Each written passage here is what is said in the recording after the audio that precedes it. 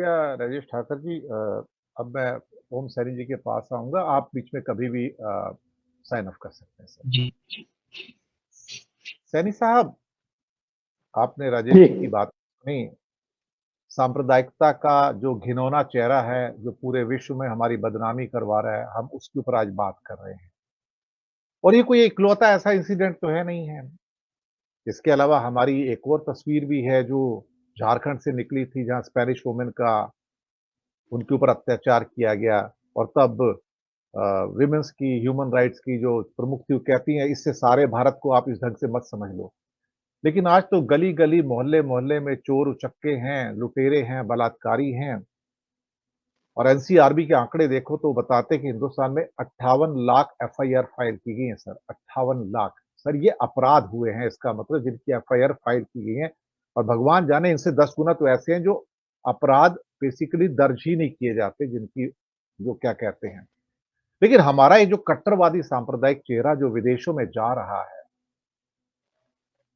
उसका तो विपरीत असर तो होता है, लेकिन दुनिया शायद अब इस चेहरे को देखने को भी तैयार नहीं है। उन्हें कुछ फ़र्क नहीं पड़ता। जैसे राजेश जी से मैंने बात की, अलूफनेस भी है।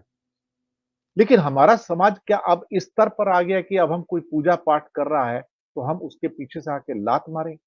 कांवड़िए जाते हैं तो हेलीकॉप्टर से फूल बरसाते हैं आप साहब। और कांवड़ियों की जो हरकतें होती है बीच-बीच में, आपको पता है कितने उनके भी कई इंसिडेंट निकल के आते हैं जो शर्मनाक होते हैं बेसिकली। लेकिन हम दरअसल अब इस समय एक धर्म की सोसाइटी बनने के पक्ष की ओर चलते चले जा रहे हैं। और ऐसा लगता है कि इस देश में किसी और पक्ष को ना तो अपना पक्ष रखने की इजाज़त है, और ना ही उन्हें उस ढंग से सम्मान पाने की इजाज़त है। ओम सैनी साहब।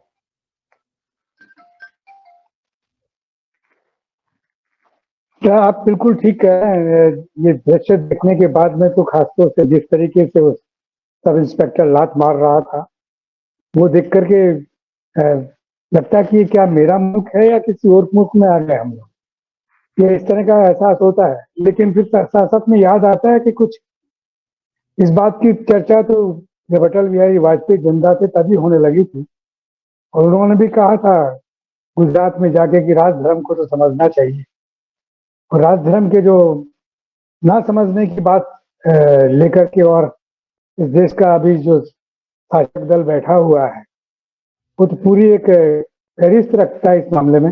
परिधानों को लेकर के क्या बोलता रहा है, लोगों के आपसी संबंधों को लेकर के क्या बोलता रहा है, सौहार्द और सद्भाव का जो सिलसिला इस मुल्क में, साझा संस्कृति का जो सिलसिला रहा है, उसके ठीक विपरीत। तो नया नहीं है ये तो बहुत तेजी के साथ में डिटोरिएट हो रहा है। और जिन नामों से हम पूरी दुनिया में पहचाने जाते थे कि हम गांधी के मुल्क के हैं या हम जवाहरलाल नेहरू के मुल्क के हैं, तो एक सम्मान हासिल होता था, फक्र हासिल होता था। फिलिस्तीनी जिस तरीके से हमारे साथ में बैठा करते थे उस जमाने में, जो हम स्टूडेंट थे तब की बात है, तब पैलेस्टीनियंस को, अराफत जब उनके लीडर जीवित थे और भारत में उनका भारी स्वागत होता था, तो हम लोग सोचते थे कि इसराइल इतना ये क्यों कर रहा है जबरदस्त। और वो बिल्कुल अलग हो गया। तो ये जो अभी हो रहा है, इसको तो ये डिटोरिएशन ऑफ सोसाइटी कहना चाहिए। समाज में भारी गिरावट जो आ रही है, उसके लिए जिम्मेवार हमारी एजुकेशन का सिस्टम जो है, वो सब बदल दिया गया है। वो सब कुछ एक तरफा कर दिया गया है। ऐसा बना दिया कि जैसे इसके अलावा कुछ था नहीं। और हमारे जितने प्रसंग हैं भारत के इतिहास के अंदर, जिसमें कि हम कैसे सारे समाजों को अपने में समाहित करते रहे, हूण आए, शक आए, मुगल आए, तुर्क आए, वो आके यहाँ क्यों होके आए हैं। उन्होंने हमारी परंपराएं, हमारे तौर तरीके अपना लिए और अपने साथ में ही सूफीज्म, देखिए ये भारत का दिया हुआ ही सारा सिलसिला है। लेकिन आज ये सब देखते हैं तो लगता है कि कहाँ इनको बचा के रखें, इस सौहार्द की और समन्वय की साझा संस्कृति को कैसे बचाएं। एक मुहिम चल रही थी, मेरा ख्याल है कि इससे पहले वाली सरकार में, यूपीए के वक्त में, जो एक ख्याल बन रहा था कि फिर से एक सौहार्द वाला सिलसिला हो हमारे पड़ोसियों के साथ में, जिनको हम बहुत अलग तरीके से देखते रहे हैं और जो हमको देखते रहे हैं। लेकिन यहाँ के तालीम वाले और वहाँ के तालीम वाले जिस तरीके से एक दूसरे के साथ में संबंध बनाने लगे, वो सब समाप्त हो रहा है। और इस समाप्त के लिए जो लोग जिम्मेवार हैं वो बड़े साफ हैं, वो बड़ा साफ साफ बोलते हैं। अब इसके लिए तो मेरा ख्याल है कि सत्ता परिवर्तन और एक निजाम में बदलाव के अलावा कोई रास्ता है नहीं। जब तक ये निजाम नहीं बदलेगा तब तक वो सारी बातें जो हमने हासिल की है इतिहास के साथ साथ में, नोआखली, बिहार और ये सब जो दंगे हमने देखे और जिनको किस तरीके से महात्मा गांधी ने अपने आंदोलनों के माध्यम से और कांग्रेस पार्टी ने इस तरीके से ठीक किया, और दूसरे जो प्रोग्रेसिव लोग थे उन्होंने भी जमकर के उस वक्त काम किया, उन सारी चीजों को ऐसा लगता है कि ढहा देना चाहते हैं। तो इसमें कोई रुकावट ही नहीं। और जो यूनिवर्सिटीज हैं, इन यूनिवर्सिटीज में इन सब चीजों पर चर्चा होती थी और जो बात किया करते थे कि हमारा मुल्क कैसा होना चाहिए, हमारा कॉन्स्टिट्यूशन क्या कहता है, क्या नहीं कहता है, उन सब पे तो बंदिशें लग गई। जवाहरलाल नेहरू यूनिवर्सिटी ले लीजिए, जामिया मिलिया ले लीजिए, और जो जितने बेहतर इंस्टीट्यूशन है, लखनऊ ले लीजिए, आगे चले इलाहाबाद ले लीजिए, जगदलपुर ले लीजिए, कहाँ कहाँ जितने भी बड़े शहरों में जो भी हमारे विश्वविद्यालय रहे हैं, हैदराबाद ले लीजिए, अब उन सब में ये सारा बिल्कुल विपरीत चल रहा है। मैं राजस्थान देख रहा हूँ, यहाँ पर हमारा राजस्थान विश्वविद्यालय पहले जातियों के संघर्ष से प्रभावित था और वो सारा समाप्त हुआ तो हम लोगों ने एक सौहार्द वाला सिलसिला स्टार्ट किया, संप्रदायों के, जातियों में सद्भाव का और संप्रदायों में सद्भाव का, वो भी आज रुखसत होता हुआ नजर आ रहा है। फिर एक बात है बस कि जो हमारा पुराना इतिहास जिसमें कि किसने किनको बुलाया था और कैसे बाबर कैसे आया था और उसने क्या किया था, ये सब भूल गए, और वो एक खास किस्म की शब्दावली में, खास किस्म के दृष्टांतों के साथ में अपनी बातें कहना चाहते हैं और उनको इम्पोज करना चाहते हैं। उसके विपरीत कोई बोले तो उसको क्या कहना चाहिए, राजद्रोह, देशद्रोह के रास्ते पे ले जाते हैं। ये अलग बात है कि सुप्रीम कोर्ट ने अभी एक कानून पास किया है, बताया है कि 370 की आलोचना या किसी सरकार के किसी इरादे की आलोचना करना कोई अवमानना नहीं, कोई राजद्रोह नहीं, अभी अभी किया। लेकिन इन इक्की दुक्की बातों से चीजें ठीक होती नहीं है।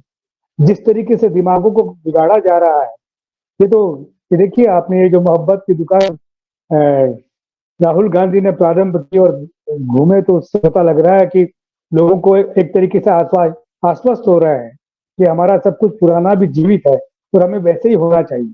और अभी जो न्याय वाला सिलसिला है वो बिल्कुल और साफ पास में जाता है। तो ये इसका एकमात्र तरीका यही है कि निजाम बदलना चाहिए, और ये बात साफ साफ कहना चाहिए, खासतौर पर जो लोग देश में अपनी आवाज रखते हैं और जो सोचने का मादा रखते हैं, उनको बोलना चाहिए और जोखिम लेना चाहिए। जोखिम लेना पड़ेगा, बिगड़ जोखिम लिए बगैर काम चलेगा नहीं, क्योंकि आप अगर बर्दाश्त करेंगे तो कल आपके साथ में बैठे। वो लात जो इंस्पेक्टर ने उस नमाजी के मारी, वो लगता कि जैसे मेरे लगी, और लगने के साथ में जैसा तकलीफ उसको हुआ, उसे चौगना मुझे होना चाहिए, हुआ है। ये इन सारे रास्तों से कैसे निजात पाए, तो एक ही जवाब है, निजाम बदलो, निजाम चलाओ, कुछ नहीं। कल मैंने देखा करीब 1000 एक करीब लोग थे दिल्ली के अंदर, जिसमें हमारे प्रधानमंत्री संबोधित कर रहे थे और उनके कामों के लिए बड़ी तारीफ कर रहे थे। जब वो एंटर हुए और बाहर निकले तो वही मोदी समझ में नहीं आ रहा कि राग क्या है। हमने तो कभी नेहरू नहीं किया, गांधी नहीं किया, हमने तो सब सीखा कि तमीज से, तहजीब से अपनी बात कही जाती है, दूसरे की सुनी जाती है। वो सारी चीजें लगता है कि समाज से और देश से और हमारे प्रदेशों से विदा हो रही है। इसे कैसे निपटा जाए मुझे खुद को समझ में नहीं आता। एक ही तरीका है कि निजाम बदलने के अलावा कोई रास्ता नहीं है। सारी पॉलिटिकल पार्टी जिनका डेमोक्रेसी में और भारत के संविधान में लगाव है, अगर है तो उनको आगे आना चाहिए। उनको इन सब चीजों पे, अब ये जो गठबंधन बने हैं, इन गठबंधनों में सोचना चाहिए कि इंडिया गठबंधन क्या बात कह रहा है और एनडीए क्या कह रहा है। तो एनडीए के साथ में जुड़ने वाले लोगों को अपनी आंखें खोलनी चाहिए कि अगर वो इस संस्कृति से, इस देश से अगर कोई ताल्लुक रखते हैं तो इन सब चीजों को बदलने के लिए अपने आप के साथ में जुड़ना चाहिए। अगर ये नहीं जुड़ते हैं तो फिर इसका मतलब है कि पूरा देश भुगतेगा जो कुछ हो रहा है। और मेरे को लगता है कि चेतना का लेवल निश्चित रूप से मुझे राजस्थान में तो लग रहा है, क्योंकि हमने यहाँ एक का सर कटते हुए देखा है और एक को तकलीफ आते हुए देखा है, तो वो सब बदल रहा है ऐसा लगता है। यहाँ थोड़ी ठीक स्थितियां नजर आती हैं, लेकिन फिर वही निजाम का हाल। निजाम के जो मंत्री बैठे हैं वो किस तरह की भाषा बोलने लगे हैं, उससे पता लगता है कि वो क्या चाहते हैं? अगर लोग सुधरना भी चाहते हैं तो हमारे शिक्षा मंत्री कुछ और बात कहते हैं। शिक्षा मंत्री, जिनको शिक्षा मंत्री बना दिया, वो इस तरह की भाषा बोल रहे हैं, वो अपने आप में बड़ा परेशान करने वाला है। यही सारा सिलसिला है जी। एक ही तरीका है, सारी प्रोग्रेसिव फोर्सेस को एक होना चाहिए, डेमोक्रेटिक फोर्सेस को एक होना चाहिए, तो संविधान के लिए अपने आप को समर्पित करके मैदान में उतरना चाहिए और निजाम बदलना चाहिए। उसके अलावा कोई रास्ता नहीं। जी जी, मैं आपके पास एक आखिरी सवाल को आता हूँ, लेकिन उससे पहले मैं दर्शकों को एक खास सूचना दे दूँ। कल दोपहर को एक ऐसा प्रोग्राम देखिए न्यूज़ चैनल पे, न्यूज़ टाइम के ऊपर, जो अभी तक सोशल मीडिया को आपको नहीं मिला होगा। एक ऐसी बहस है जो यूनिक है, जो आर्टिफ़िशियल इंटेलिजेंस के ऊपर बेस्ड है। जहाँ पर इमरान खान ने एक बहुत बड़ा स्टैंडर्ड सेट कर दिया कि जेल में रह के अपने निर्दलीय विधायकों को ख़ास तौर से आर्टिफ़िशियल इंटेलिजेंस की सहायता से कैसे वो जिता कर लेके चले गए। और ये कौन-सी टेक्निक थी, ये भी मैं बता दूँ, 4-5 का नाम भी ले लेता हूँ। इसमें सबसे जो इम्पोर्टेंट टेक्निक थी, चैटबॉट की थी। चैटबॉट का उन्होंने भरपूर यूज़ किया, जो मार्केटिंग के अंदर भी यूज़ किया जाता है। दूसरी टेक्निक जो उन्होंने यूज़ की थी, वो है सेंटीमेंट एनालिसिस टेक्निक और sentiment analysis tool, artificial intelligence के अंदर उसको उपयोग किया उन्होंने। तीसरा, उन्होंने प्रेडिक्टिव एनालिसिस टूल का उपयोग किया उसके अंदर। चौथा, उन्होंने जितने आपके दर्शक हैं या लोग हैं सोशल मीडिया पे, उनका ऑनलाइन बिहेवियर डिटेक्ट किया कि उनका ऑनलाइन बिहेवियर क्या होता है। जैसे कि इस टाइम एक ट्रेंड कर रहा है सोशल मीडिया पर, ट्विटर के ऊपर, कि सपोर्ट मनोज तोमर, वो आदमी जिसने लात मारी है पुलिस वाले को, तो उसको सपोर्ट करने वाले का ऑनलाइन बिहेवियर क्या है? ये इनका टारगेट है, क्योंकि ये इनके फ्यूचर वोटर्स हैं। आप ध्यान रखिए इस बात को। और साथ में लोगों का पैटर्न क्या है, पास्ट पैटर्न क्या है, आज का पैटर्न क्या है, और उसके बेस पे हम क्या फ्यूचर पैटर्न को प्रेडिक्ट कर सकते हैं। ये 5-6 टेक्निक हैं जिनको यूज़ किया गया है। कल का दोपहर का प्रोग्राम इसी के ऊपर बेस्ड होगा, इन्हीं सारी की सारी आर्टिफिशियल इंटेलिजेंस की टेक्निक के बेस पे होगा, कि जहां पर भारतीय जनता पार्टी इसका एक्सटेंसिव यूज़ कर रही है, जो मेरी इन्फॉर्मेशन है मैं आपको बताऊँ। लेकिन कांग्रेस और विपक्ष, ऐसा लगता है कि, जिसको मैं एक शब्द यूज़ कर रहा हूँ, कि टेक्नोलॉजिकल इलिटरेसी के फील्ड में इस टाइम, या डोमेन में इस टाइम, वो ऐसा लगता है कि उनका इनसे कुछ लेना-देना नहीं है। और सोशल मीडिया पे भी इन चीज़ों के ऊपर अभी तक कोई ऐसा डिबेट नहीं हुआ है, मैं आपको बताऊँ। कल इसके ऊपर हमारी डिबेट होगी, और ये सारे पॉइंट्स, कुछ और पॉइंट्स भी जो मैं लेके आया हूँ, कि क्या किया जा रहा है। सिर्फ एआई वर्ड कहने से काम नहीं होगा, और ये चीज़ें क्या हैं और कैसे लोगों को प्रभावित कर रही हैं, कैसे ऑनलाइन बिहेवियर को डिटेक्ट किया जा रहा है, और कैसे उसका इस वोटिंग के अंदर प्रभावशाली रूप से उपयोग किया जाएगा। ये कल आप देखिएगा प्रोग्राम, पहली बार सोशल मीडिया पे आ रहा है, न्यूज़ टाइम के ऊपर जो हम इनिशिएटिव लेके आ रहे हैं, अपनी नॉलेज बेस पे भी, और कहीं न कहीं हमारे जो विद्वान भी आएँगे। तो ओम सैनी साहब, आखिरी सवाल आपसे सर। सर, भारत कहाँ जाएगा? बचेगा क्या? जो 1906 में मुस्लिम लीग का जन्म हुआ था, देखा जाए तो अब हिंदू तालिबान का भी जन्म हो चुका है सर। इस कट्टरवादिता के साथ तो कोई भी देश जिंदा नहीं रहता सर, नहीं रहता सर, आप जो मर्जी कर लीजिए। कहीं न कहीं उसके अंदर जब आपने सामाजिक विभाजन पैदा कर दिया, तो फिर दूसरे विभाजन भी बहुत दूर नहीं रहते हैं साहब। ओम सैनी साहब। देखिए, बड़ा वाजिब सवाल है, लेकिन ये सच नहीं है। क्योंकि अभी भी जो शासक दल के पास में जितना जनमानस जुड़ा हुआ है, उससे ज्यादा जनमानस ऐसा है जो साझा संस्कृति में, जो सौहार्द में, समन्वय में अपना पूरा रुझान रखता है, अपना लगाव रखता है। उसको सिर्फ चेताने की, आगे आकर मैदान में उतरने की बात करने की जरूरत है। और वो राजनेताओं को करना चाहिए, और साथ साथ में राजनीतिक दलों को करना चाहिए, और साथ साथ में यूनिवर्सिटीज की जो, मुझे याद आता है, देखिए, दिगाल के वक्त में जब कौन मेंदिस ने सारा पेरिस में हंगामा किया था 1967-68 में, और पूरे जितने भी बड़े बड़े लोग थे, जयपाल साथिया सहित और सीमेंद्री बहू के साथ में, इन सब लोगों ने उनके साथ में जुड़ करके काम किया था। और नतीजा ये हुआ कि दिगाल को अपने पद से रिजाइन करना पड़ा। उनके पास में तो बड़ा बहुमत था, बड़ा सब कुछ ऐसा ही था। लेकिन यही मैं कह रहा हूँ कि जिस तरह का माहौल और जिस तरह की बुनियाद हमारी है, उसमें इतना ज्यादा हताश होने की आवश्यकता नहीं है। लोग खड़े होंगे, हम तीनों लोग भी सोच रहे हैं, वैसे और लोग भी सोच रहे हैं, लेकिन स्वर नहीं मिल रहे। स्वर मिल जाने चाहिए। अगर ये इंडिया एक स्वर बनाने की जगह बनी है, और उसको सिर्फ राहुल गांधी का नहीं, पूरे लोगों का ऐसा ऐसा रुझान होना चाहिए और वो होगा, पक्का मानता हूँ। क्योंकि मैंने वो जमाना भी देखा है जब जनसंघ थी, उस वक्त भी इस तरह के सिलसिले बने थे। मैंने वो 2002 भी देखा कि किस तरीके से गुजरात में क्या हुआ था। मैंने मैंने जामा इसको मस्जिद को ढहते हुए भी देखा है। मैंने उसको कवर भी किया है और उसको कवर करने में कैसी बदमाशियां और बेईमानियां हो रही थी वो मुझे ठीक से पता है। और जो अपराधी थे उनको क्या क्या सम्मान मिला ये भी मुझे पता है। लेकिन उस वक्त भी हम सोच रहे थे कि चलेगा नहीं, और वही चलेगा जो हमारे संविधान की बुनियाद है, जिसके बारे में प्रस्ताव तो प्रियम्बल बोलता है। उस प्रियम्बल में हमारी आस्था है और वही हमारा धर्म ग्रंथ है। ये बात निश्चित रूप से स्थापित की जा सकती है नौजवानों में। अभी देखिए आप, बांसवाड़ा में जब जब राहुल गांधी आए तो किस तरीके से लोग उनको सुन रहे थे, ताजा हो रहे थे। उधर गुजरात में जब गए तो देखिए किस तरीके से लोग सुन रहे हैं और इकट्ठे हो रहे हैं। और जवान हैं वो लोग, बुजुर्ग नहीं है, मेरी उम्र के नहीं है, जवान लड़के हैं। वही पीढ़ी जो कहीं बहुत पागल नजर आती है, जो समझ से परे नजर आती है। ये होता है समाज के परिवर्तन में, कई बार ऐसे मौके आते हैं, पूरी दुनिया में आ रहे हैं। तो हमारे यहाँ नहीं आना चाहिए था, मैं ही सोचता हूँ। लेकिन सोवियत संघ देखिए कैसे रह गया, हमने देखा।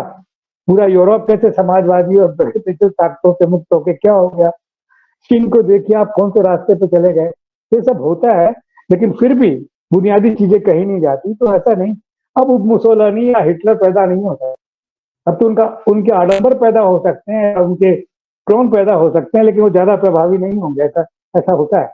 तो हम ये देखिए, आप बताइए कि जो जो जो मीडिया इस बात के लिए पहचाना जाता था कि हम लोग कैसे समाज के चौथे स्तंभ के रूप में काम करते हैं डेमोक्रेसी में, और वो मीडिया क्या हुआ, सारा मीडिया बिक गया। लेकिन पत्रकार नहीं बिके हैं, देखिए बोल रहा हूँ। वो तो अपनी अपनी उसके साथ में बैठे हुए हैं कि घर में बच्चे हैं, हमें आगे होके क्या करना है। पर यही सबसे बड़ी कमजोरी है कि वो भी अगर जुट के और सामने आ जाए। मैंने ब्रिटेन में देखा कि किस तरीके से लोगों ने एक बीबीसी के मामले में पेन डाउन स्ट्राइक की पूरे यूरोप, मतलब पूरे ब्रिटेन के अंदर। तो एक ही दिन में सब कुछ बदल गया। तो ये काम हम भी यहाँ कर सकते हैं और हमें करने के लिए वो तत्पर रहना चाहिए। निराशा का शब्द नहीं, और खासतौर से आपसे न्यूज टाइम में तो इसका बिल्कुल हौसले वाली बात होनी चाहिए। उजागर कर दीजिए सारे जितने भी गड़बड़ जाले हैं, लेकिन मदद हम उनकी करेंगे, हम निश्चित रूप से विजयी होंगे। ये ख्याल हमारे दिमाग में रहना चाहिए। अगर ये पस्त हो गए हम तो फिर गड़बड़ हो जाएगी। वो तो हम करते हैं, वो तो हम करते ही हैं, इसमें कोई शक वाली बात नहीं। और हम ऐसे मुद्दे भी उठाकर लाते हैं जिनके बारे में दूसरे चैनल नजदीक नहीं आते। राजेश जी, एक आप साथ हैं, एक छोटी टिप्पणी चाहूंगा। Chatbot, deep fake, sentimental tool analysis, predictive tool analysis, online behaviour, people's pattern, बहस तो कल होगी। लेकिन छोटी टिप्पणी, अगर आपको कुछ लगता है तो कह सकते हैं। ये सारी चीजें जो एआई करती है, उसका भारतीय जनता पार्टी दूसरे तरीके से ये 20-30 साल पहले शुरू किया है। यानी कि गणपति को दूध पिलाने वाला टोटका। कितने लोग जो है अपने घर से दूध लेकर निकलते हैं गणपति को दूध पिलाने से, उससे उनकी मेंटालिटी को तय करते हैं कि देखो इतने सारे लोग हैं जिसको हम बेवकूफ बना सकते हैं, इतने सारे लोग हैं जिसको कोविड के अंदर हम जो है वो जान पर बनाइए लेकिन थाली बजवा सकते हैं। तो ये भी एक बिहेवियर जो है वो चेक करने का तरीका है, लेकिन ये ऑफलाइन है। आपका विषय बहुत अच्छा है, मैं भी उसको सुनूंगा। और मैं आपको इसीलिए मैंने अनम्यूट किया है कि आपका जो ये प्लेटफॉर्म है वो एक ऐसे मुद्दों को छूता है जो लोगों को उससे अवेयर करता है और अभ्यस्त करता है। मैं सही रूप में कहूँ, जब आपका कॉल आता है तो आपकी जो मेहनत होती है एक प्रोग्राम बनाने के लिए, उसका जो रिसर्च होता है, तो उससे हमारी दिक्कतें बहुत ज्यादा बढ़ जाती है कि बिना लिखे पढ़े कि ऐसे ही हम नहीं चले जाते। ये आपके प्लेटफॉर्म की प्रतिष्ठा है। और जो बात हमारी पूरी हुई है उसमें एक किस्सा अभी हुआ जहां पर रात धर्म की याद कराया सैनी साहब ने, जो वाजपेयी ने कहा था। वो रात धर्म तो ठीक है, नहीं उसको निभाया गया, लेकिन बिल्किस बानो को, बलात्कारियों को किस प्रकार से रिहा किया गया, उसका सम्मान किया गया, उसको कानूनी रूप से जो है बाहर निकाला गया, और फिर संविधान बीच में आया, आज फिर से वो जेल के अंदर गए हैं। लेकिन राजनीति किस तौर पर चल रही है उसका ये एक तरीका है। ये तोमर ने तो किसी व्यक्ति के ऊपर लात मारी है, लेकिन यहाँ पर तो वो चीज की गई कि हमारे देश की इन कानून व्यवस्था और संविधान पर लात मारने की कोशिश की गई थी। तो ये सारा जो हो रहा है उसके पीछे कौन है, ये इस घटना से पता चल जाता है। जी, बिल्कुल आपने सही कहा और मैंने इसके ऊपर बिल्किस बानो का जो रेमिशन हुआ था, उनके जो 7 जो बलात्कारी थे उसके बारे में मैंने एक स्पेशल प्रोग्राम किया था, जो शायद किसी और चैनल पे नहीं था और मैंने उनसे कहा था कि उस प्रोग्राम में कि रेमिशन का अधिकार महाराष्ट्र सरकार को था, गुजरात सरकार को नहीं था। दूसरी बात, भारत के अंदर एक बड़ी अजीब-सी बात है कि हर स्टेट की रेमिशन पॉलिसी अलग है। जहाँ इन बलात्कारियों को गुजरात के अंदर 14 साल के बाद रेमिशन दिया जा सकता था, वहीं महाराष्ट्र की पॉलिसी के अनुसार 25 साल बाद है सर। जहाँ पे महिलाओं और बच्चों पे अत्याचार है और बलात्कार है, प्रूवन है, तो वहाँ पे 14 साल में रेमिशन नहीं है सर, वो 25 साल के अंदर है। तो क्योंकि उनका सारा जो है ट्रायल जो है महाराष्ट्र में हुआ है, सज़ा यहाँ पर मिली है उनको। सिर्फ वो जेल में वहाँ पर है, एक्चुअली पैरोल वो दे रहे हैं। अदरवाइज़ उसको रेमिशन का अधिकार महाराष्ट्र का है और महाराष्ट्र का नियम 25 साल का है। उस हिसाब से इन्हें 11 साल अभी और जेल में रहना है, उससे पहले बाहर नहीं आएँगे। ये बात किसी और ने नहीं बताई कि महाराष्ट्र की रेमिशन पॉलिसी अलग है और गुजरात की रेमिशन पॉलिसी सेम केस के अंदर अलग हो जाती है। खैर इन्हीं शब्दों में हम लेंगे आगे और मैं दर्शक मित्रों आपको शुक्रिया अदा करूँगा और सैनी साहब आपका और राजेश ठाकर जी आपको भी शुक्रिया अदा करूँगा। आपने इस चर्चा को सार्थक बनाया। बहुत-बहुत धन्यवाद।